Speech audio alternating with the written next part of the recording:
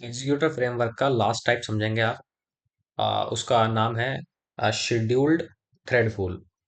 अब scheduled thread pool होता क्या है, पहले थोड़ी थ्योरी समझते हैं कि जैसे कि कुछ डिले के बाद कुछ काम करवाना हो या कोई फिक्स्ड इंटरवल के बाद में।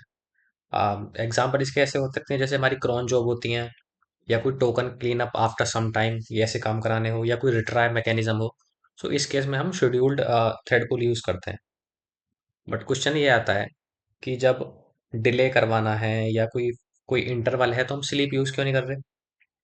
स्लीप इसलिए यूज नहीं करते क्योंकि स्लीप जो है वो थ्रेड को ब्लॉक कर देता है।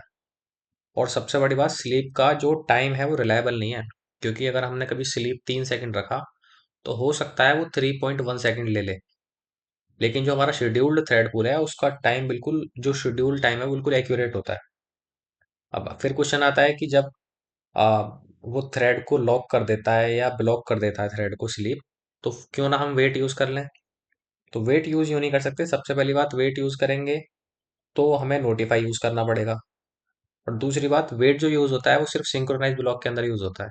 अब सिंक्रोनाइज ब्लॉक आएगा तो फिर डेडलॉक की भी चांसेस बन जाते हैं। और वेट के अंदर कोई टाइम स्टैम्प भी नहीं होता। सो इसलिए ये सब चीजें हैं, दैट्स वाई हमने ये यूज किया शेड्यूल्ड थ्रेड पूल। कोड है वो थोड़ा सा लिख देते हैं। क्लास हमने पहले से चल रही है वही बनाई बना रखी है। एक टास्क का नाम देने के लिए कोई नेम नाम का हमने एक वेरिएबल बना रखा है प्राइवेट।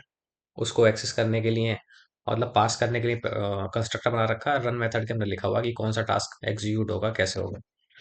सो अब क्या करते हैं कि मेन मेथड के अंदर हम एक प्रिंट दे देते हैं कि मेन थ्रेड। ठीक है।